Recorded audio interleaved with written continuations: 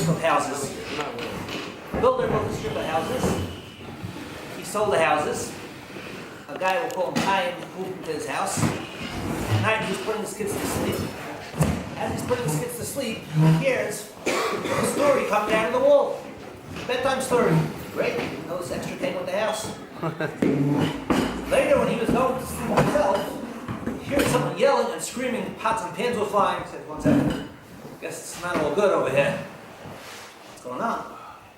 2 days later, his neighbor Shimmy tells him, he says, "Your kid got a 20 in his test. You don't yell at him that way." What was going on over here? His speakers in the wall. So after a few days, the neighbors realized that there wasn't speakers in the wall, there were just no sound barriers in the wall. When the builder built it, he forgot to put in sound barriers. Everyone heard exactly what was going on in everyone else's house. So they went back to the builder, and these things take. It took a couple of months until the builder actually picked up and talked to them. And the builder said, "Oh man, that's a big problem. Let's see, house cost you $320,000 to pull down the walls and to rebuild them. It's going to cost around another $40,000. The builder said, "Let me think about it." He came back to them the next day. He said, "You know what? I checked what the market value for these houses today is. It went up now. It's a nice neighborhood. It's moved in already. These houses are worth $400,000 a piece. If you want, I'll happily take it back. If you think the house is broken, you don't want it, I'll take it back. No problem." I said, "What do you mean? Fix it?" "No. Either you take it as is, or I'll take it back." So the shaila was, what's the halacha? Can the builder say, take it or leave it, or does he have to fix it? Another shaila came. Someone bought a diamond. They bought for their wife a diamond. They had it set in a pin. They paid $2,000 for it. A couple of months later, they were by a simcha, and they met a relative of theirs who was a diamond merchant. Said, "Do me a favor, take a look at this diamond. I paid $2,000 for it. How much do you think it's worth?" Guy pulls out his loupe. He looks at the diamond. He said, $800. $800? Such a big diamond? He said, "Yeah, it has a big flaw in it." The guy who bought it said, "I paid $2,000. Says, "Well, you were ripped off." He ran back to the seller next day, and he said, "You ripped me off." He says, "Buddy, it's 8 months later. You can't come back and return a diamond now." They went to a big Rav in Eretz Yisrael. The Rav said that the person who was the bad guy over here was the cousin. He shouldn't have said anything. What's going on? The guy was ripped off. You can't tell him anything. You can't tell him he was ripped off. You can't get a refund. Third story, I heard from Rav Nissen Kaplan from near Eretz Yisrael. He's a very big medactic in mitzvahs. He was by his father-in-law in England. In Gateshead, he went to the esrog seller before Sukkot. He said he wants the nicest esrog in England. He said, "You look like a young man. It's going to cost you." He said, "I don't care what it costs. I'll pay whatever you ask for." He says, "Okay, come back in another 2-3 days. I'll go through everything I have. I'll get you the best esrog." Came back 3 days later. He tells him, "I have an esrog. It's a gem of an esrog. It's going to cost you 300 pounds. 300 pounds is around $500. He's talking about in the 90s, that would be like buying an $800-900 esrog today. So he took out the esrog and he took a look at it. He said, "This esrog is top of work." He gave him the 300 pounds. He went on. First day of Sukkot, Mamish, he was in Gan Eden. He did the mitzvah. Zag Shmak, such an esrog. Second day Sukkot, the third day Sukkot, the first day Chalamoid, he took out his esrog. But it got chicken pox. It had brown spots all over it. How the heck that happened? He figured what happened. What happened was, this esrog really wasn't a perfect esrog. When it came off the tree, it had bletluch, it had little growths all over it. The owner peeled it. It's kosher. Such an esrog, you peel like that, it could get brown spots. You can't sell that for 300 pounds. Maybe you can sell it for $100, $150. It's a beautiful esrog. You can't sell it for shipping for $500-600. So he took the esrog and he started walking. He started walking back right after Shacharis, walking back to the seller. He's going to get his money back, and he caught something on the way. The halacha is, in order to be yetzer the mitzvah of esrog, it has to belong to you. If he's going to return it, that means he's saying that the sale was a mistake. The sale was a mistake. The esrog never belonged to him. Is he willing to give up his mitzvah for a couple $100? So we have to figure out, go through a little bit the halachas of a mekach tais, of when you make a sale, when you have a sale, which is a mistake, when there's a mistake there, and we'll see if we could see what should be the halacha in these three cases. Does the guy have to fix the house, or could he say take it or leave it? We spoke about the case of the diamond. Can the person return it? Can't he return it? We spoke about the esrog. Could he get some money back? Is he stuck? Could he invalidate the wholesale and still be able to the mitzvah? So the basic rules of mekach tais is three simple cases, which are the normal cases when someone could say, if you bought something, you say you could call it quits and you could get your money back. The first case, the first example of mekach tais would be if you got an item which was defective.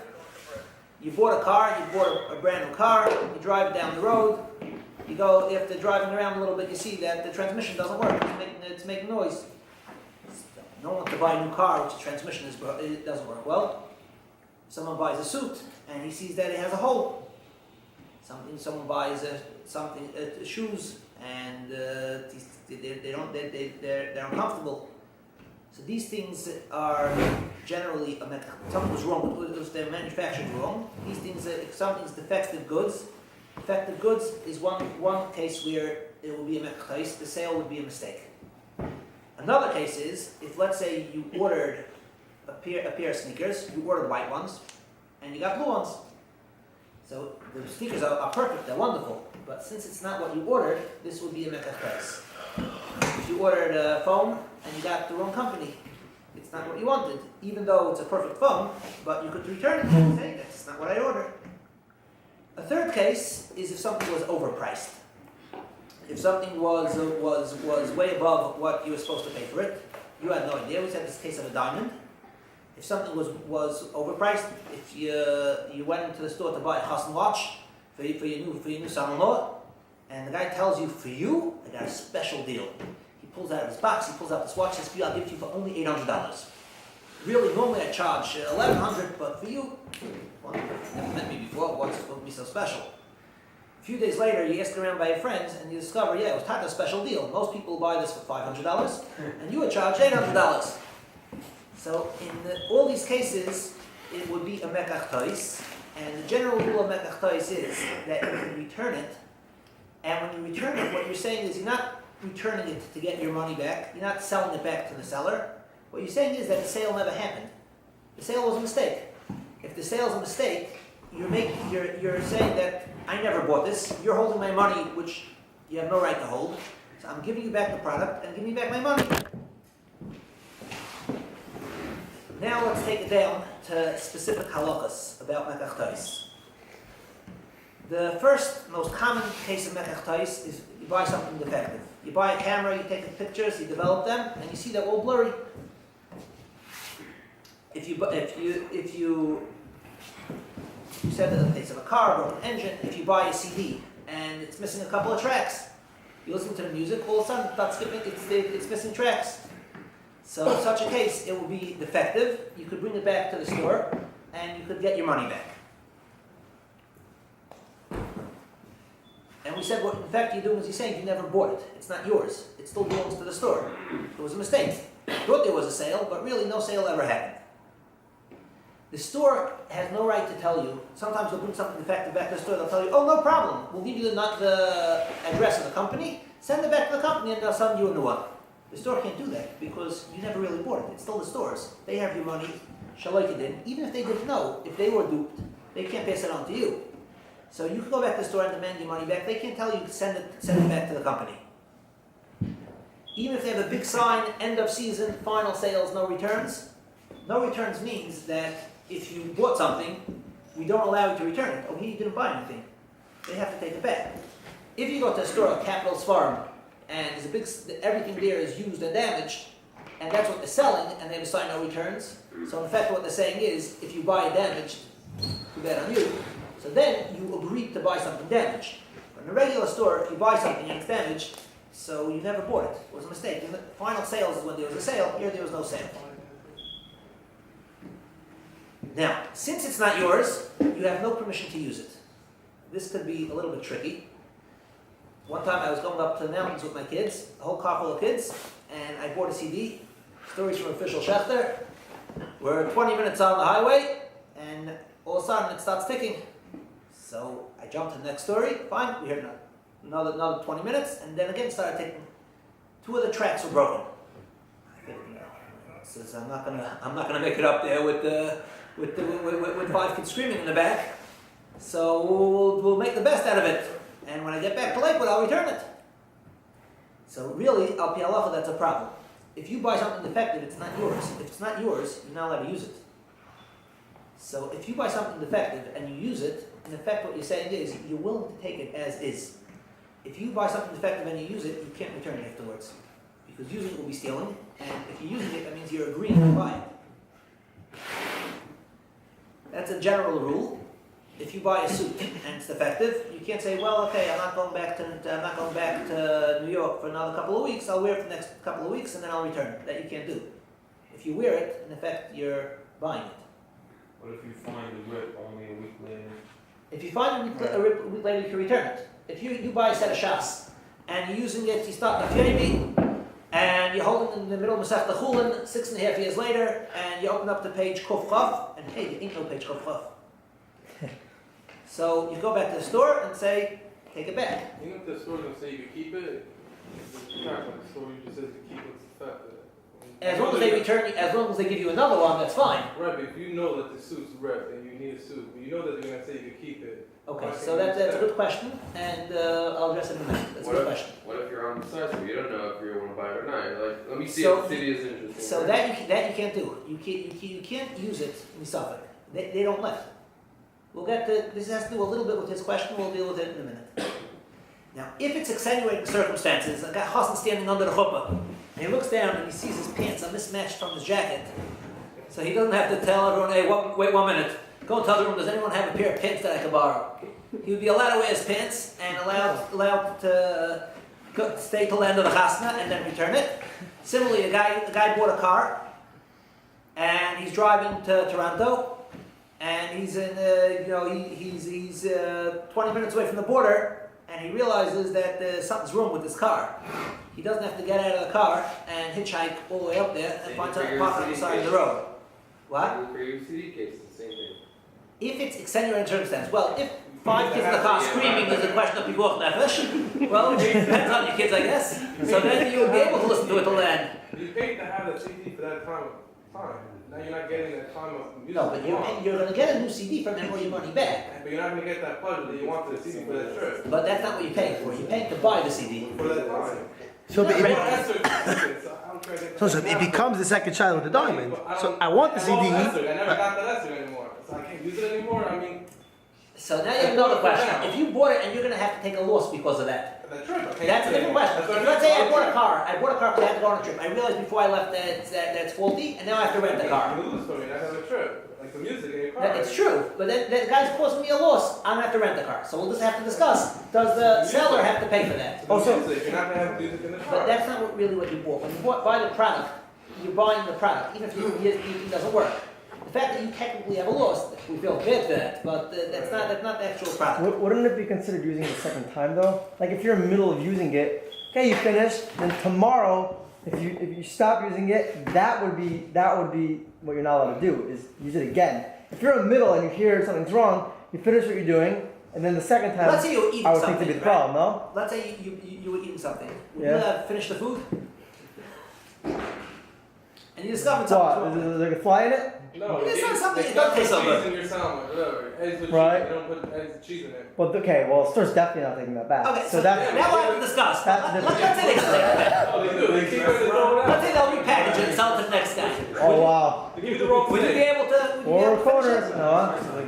Yeah, so Right. if it's not yours, you can't use it. Now, sometimes, if let's say they have no loss at all from your using Well, it. yeah, what's that? That's loss. If- Using a CD is not loss. Okay. They're not if they getting have lost no from loss using at, the if CD. they have no loss at all from using it, these days, if you bring back a CD, you bring back a sefer, you bring back a book, they're not going to reuse it. Right. They're just going to throw it out and give you another one.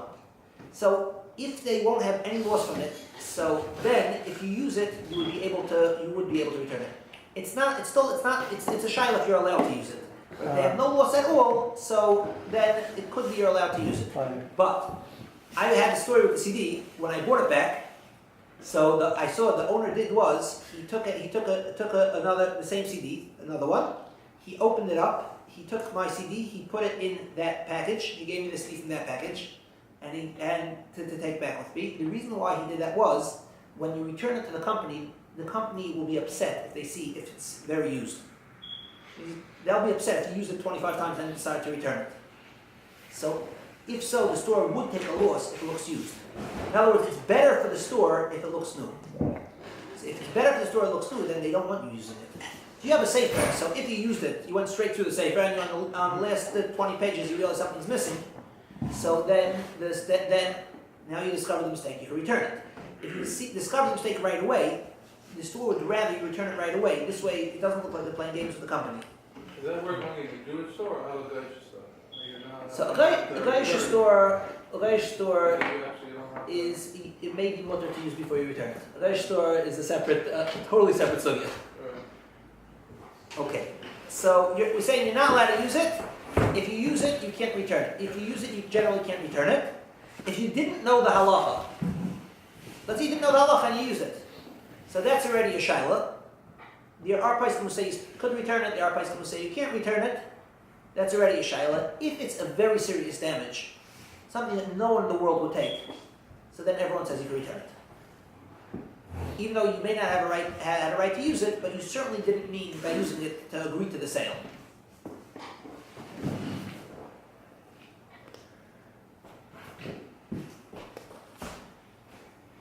Now some stores have a sign.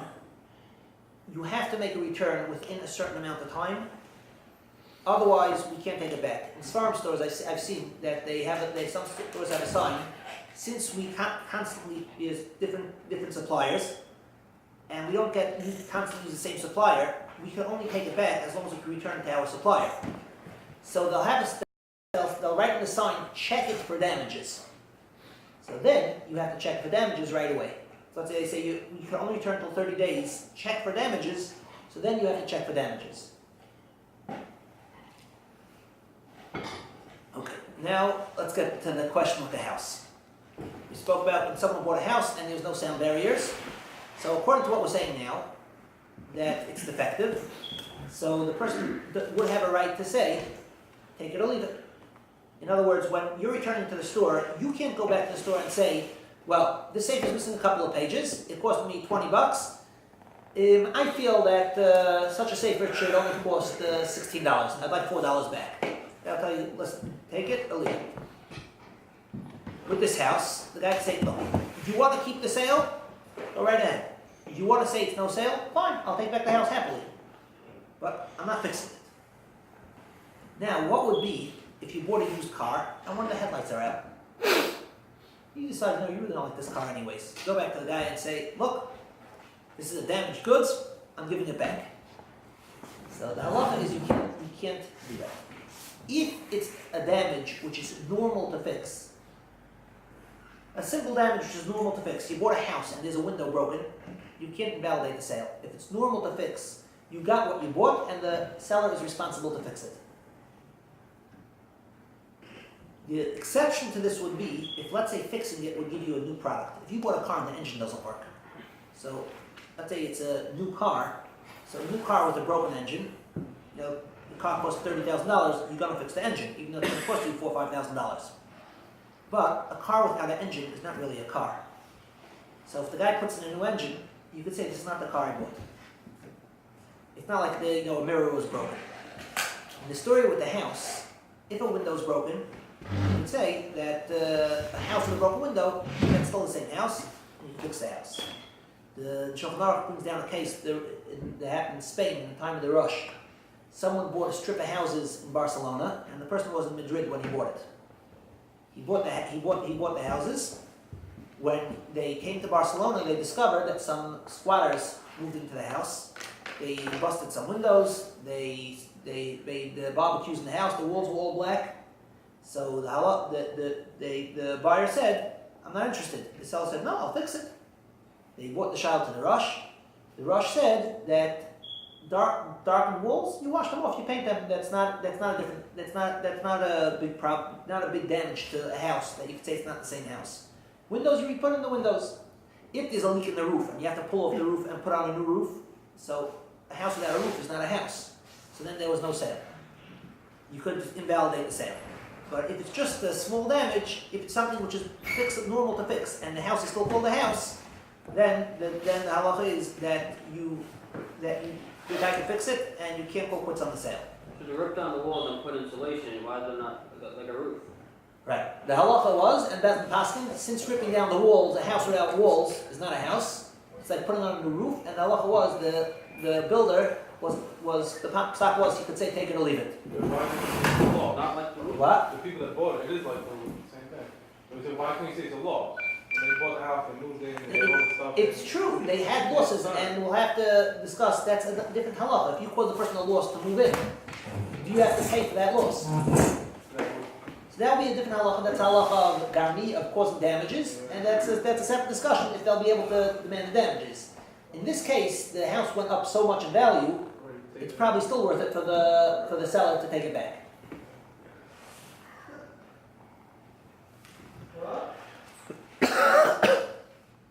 Okay, now, if you buy a product and it's defective, so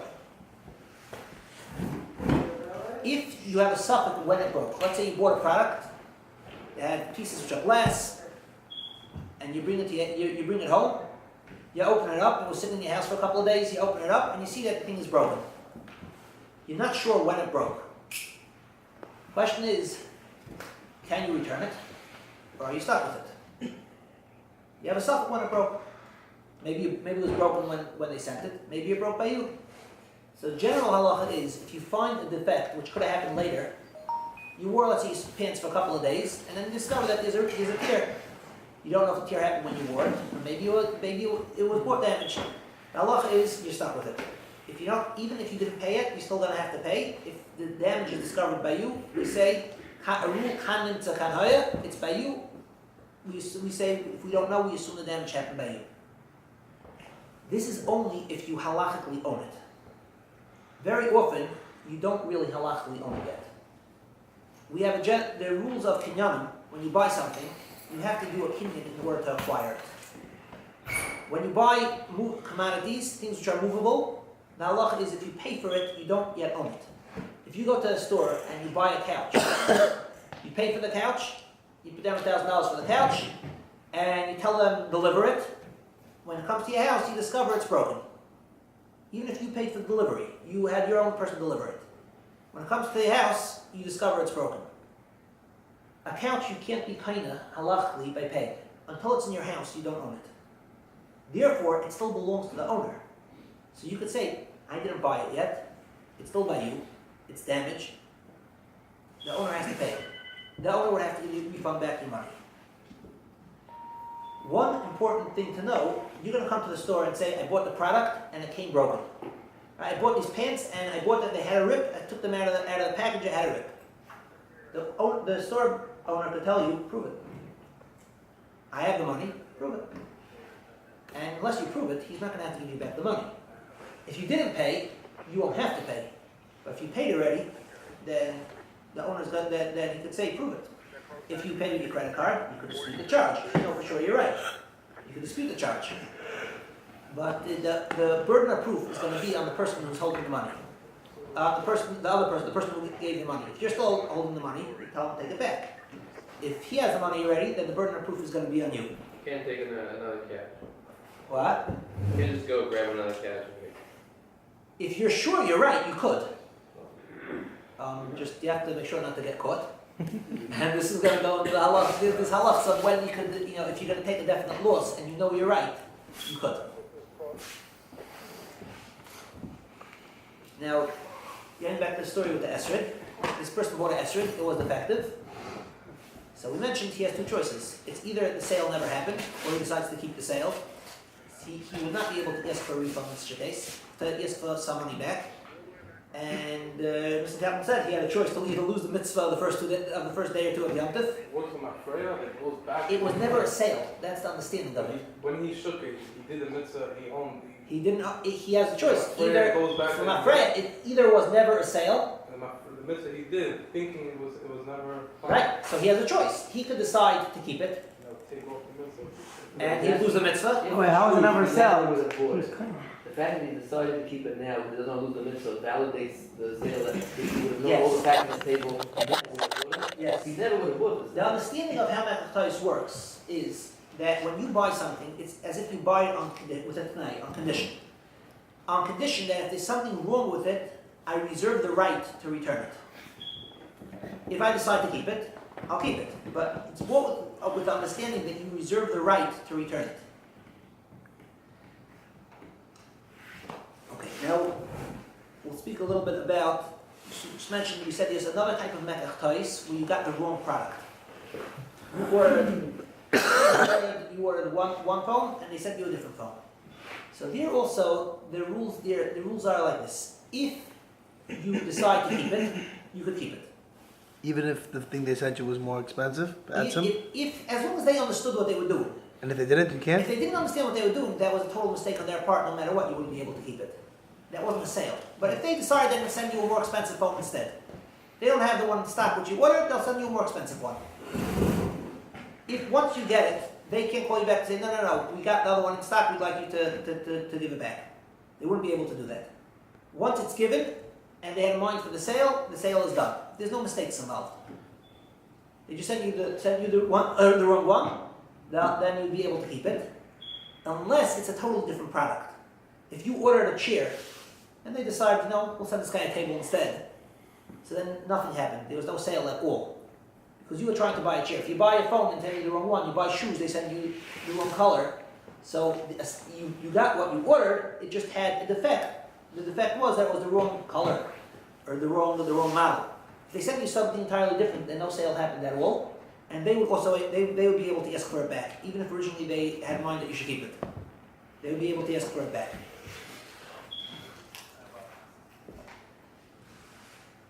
Now, something which is overpriced, the story with the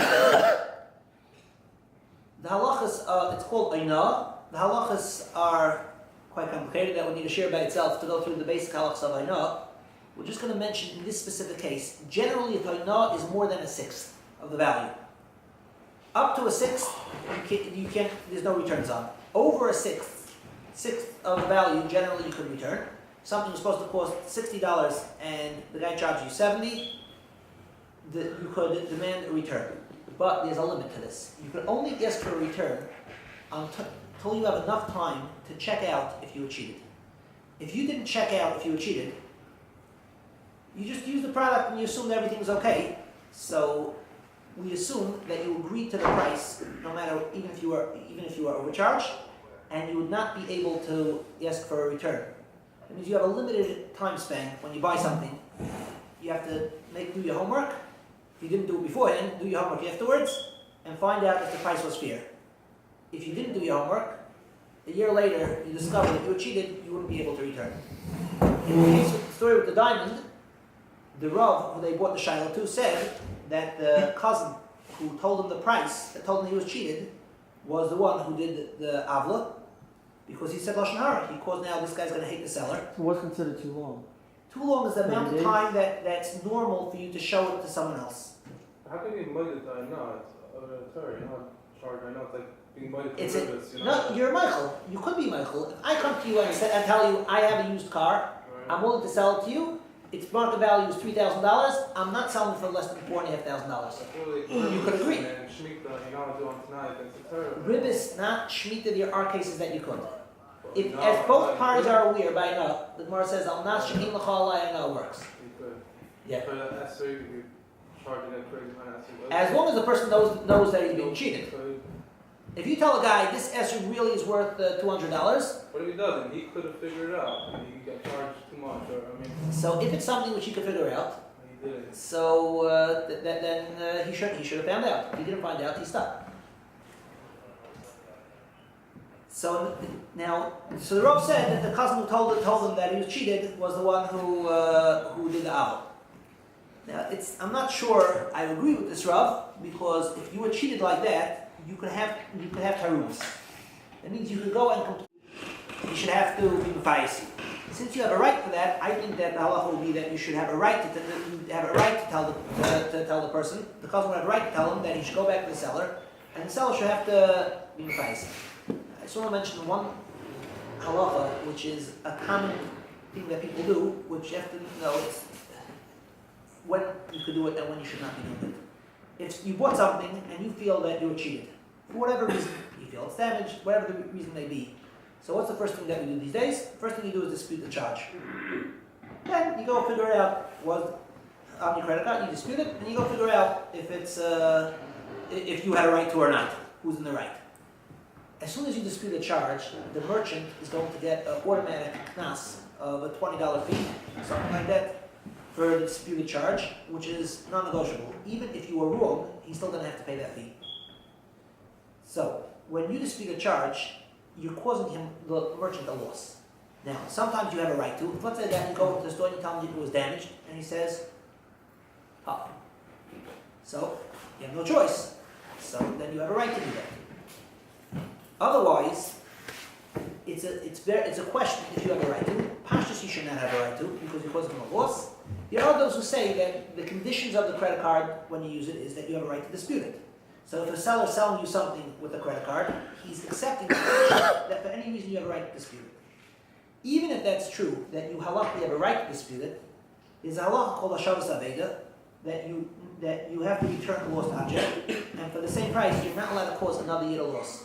If you're going to dispute the charge when you had the option to walk into the store and talk to the guy, and the guy may give you back the money, you're causing him a loss, which he didn't necessarily have to have. So even if in Chosh Mishpat you would have a right to do that, to dispute the charge, because that was the conditions that it was bought with when you buy with the credit card, still it would be usher to do that because of Hashavas Aveda.